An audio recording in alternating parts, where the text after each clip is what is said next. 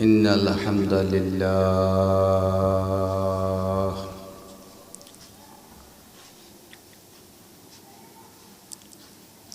والصلاة والسلام من لا نبي بعده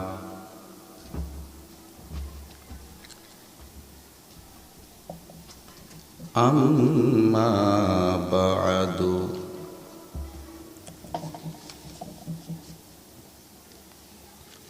فأعوذ بالله من الشيطان الرجيم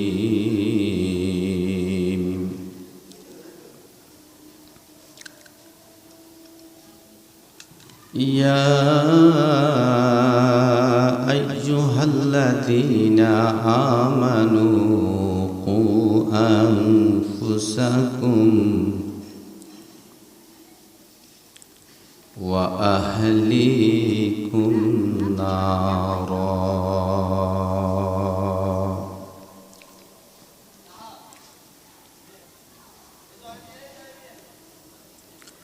وقال رسول الله صلى الله عليه وسلم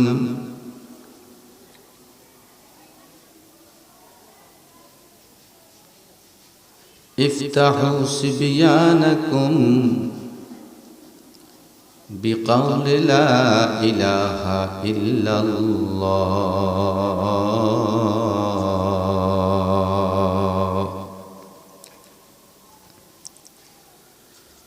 محمد حامد حمد خدا بس خدا مد آفرین مصطفیٰ بس محمد از تمی خواهم خدا را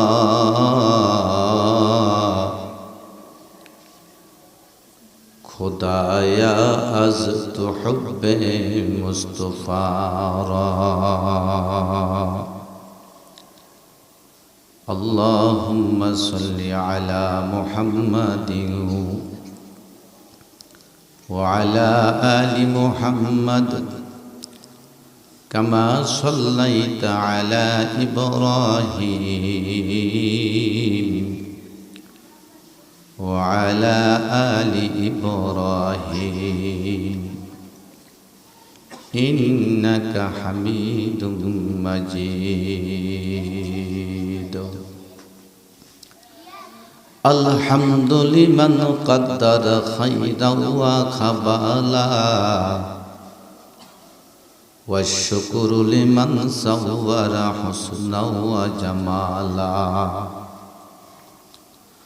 فرد صمد عن صفة الخلق بري رب أزلي خلق الخلق كمالا لا زد ولا ند ولا حد لمولا الآن كما كان ولم يلق زوالا إله الله لا إله إلا الله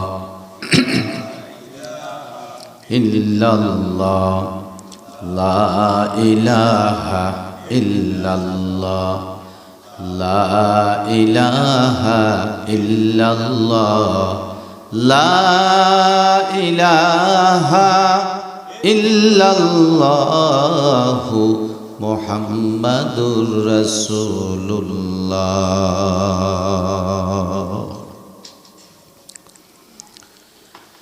মহিফাল দারুস সুন্নাত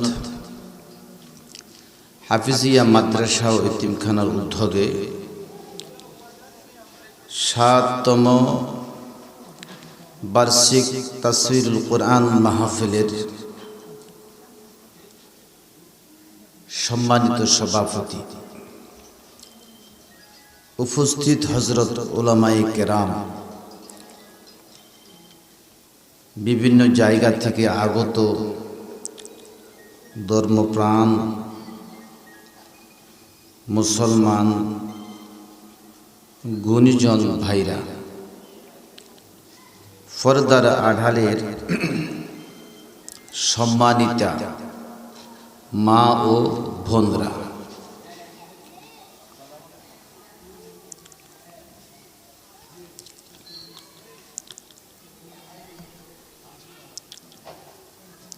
যে সময় সারা পৃথিবীব্যাপী ইসলামের বিরুদ্ধে ইহুদি চক্রগুলো একের পর এক মুসলমানদেরকে ধ্বংস করার ফায়তারায় প্রতিযোগিতা মেতে উঠেছিল, যে সময় বিশ্বব্যাপী কোরআনুল করিমকে বন্ধ করার গভীর ষড়যন্ত্রে ইহুদি চক্র মেতে উঠেছিল, ঠিক এমন একটি মুহূর্তে দারুস সুন্নাত হাফিজিয়া মাদ্রাসা তাফসীরুল কোরআন মাহফিল করে দুনিয়ার ইহুদি এবং খ্রিস্টানদেরকে এই মেসেজ জানাইয়া দিল, কোরআন এমন একটি বাতি যার মূল আল্লাহ তাআলার হাতে, যা রক্ষণাবেক্ষণ করে আমার স্বয়ং আল্লাহ। সুতরাং এই কোরআনুল করিমের বিরুদ্ধে যতই ষড়যন্ত্র করো, এটা এমন একটি বাতি, এই বাতি কি কোনোদিন নিবানো সম্ভব হবে না। হাফিজিয়া মাদ্রাসা আজকে প্রমাণ করে দিল এটা একটা কোরআনের মাহফিল। এই বাতি কেউ যদি নিবানোর চেষ্টা করে, এই চেষ্টায় সে কোনোদিন সফল হবে না। সুতরাং এই হাফিজিয়া মাদ্রাসার মাহফিলে আমরা উপস্থিত হইতে পেরেছি, এই জন্য মনকে উজাড় করে আমরা শুকর জ্ঞাপন করি, আলহামদুলিল্লাহ। সম্মানিত উপস্থিতি,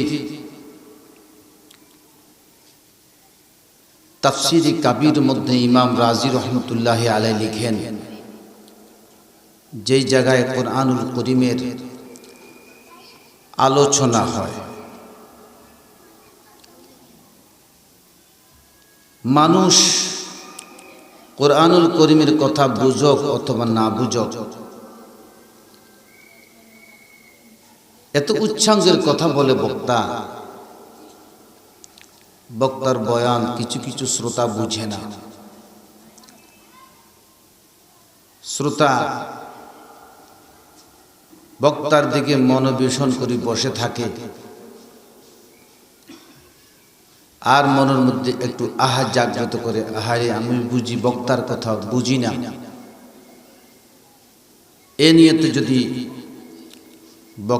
শ্রোতা বসে থাকে, আল্লাহ বলে আমি ভাঙ্গা দেলওয়ালার কাছে থাকি। সুতরাং বক্তা যখন বক্তৃতা করে, শ্রোতা যদি বসে থাকে, বুঝক অথবা না বুঝক, আল্লাহ তাআলা তাকে নগদে 7টা জিনিস প্রদান করে। কয়টা জিনিস? 7টা। 1 নাম্বার, শ্রোতা যতক্ষণ বসে থাকবে ততক্ষণ পর্যন্ত শ্রোতার কোনো গুনাহ লেখা হবে না। সুবহানাল্লাহ। 2, শ্রোতা যতক্ষণ বসে থাকবে ততক্ষণ আসমান থেকে রহমত নাজিল হতে থাকবে।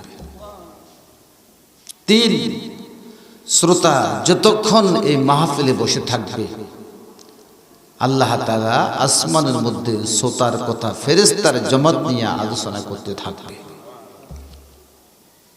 5, শ্রোতা মাহফিল শোনার জন্য আসছে কিন্তু স্টেজে বসে নাই, একটু হাঁটাগুটা করে, চলাফেরা করে। আল্লাহ বলে সে মাহফিল যারা শুনছে আর যে এর চতুর্দিকে হাঁটছে, আমি এদের সাথে তাকে শামিল করে আমি তাকে মাফ করে দিয়েছি। 5 নম্বর 6 নম্বর, শ্রোতা বক্তার কথা বুঝে না, এত উচ্চাঙ্গের কথা। উনি কি করলো? মনে মনে আহ আহ বলল, হায়রে আমি বুঝি বক্তার কথা বুঝি না। এ কথা বলে যে শ্রোতা বসে থাকে, আল্লাহ বলে আমি ভাঙ্গা দেলওয়ালার কাছে থাকি এবং তাকে মাফ করে দিই। সুবহানাল্লাহ। মুহাদ্দিস আব্দুল্লাহ ইবনে মুবারক, উনি বড় মাফের মুহাদ্দিস ছিলেন।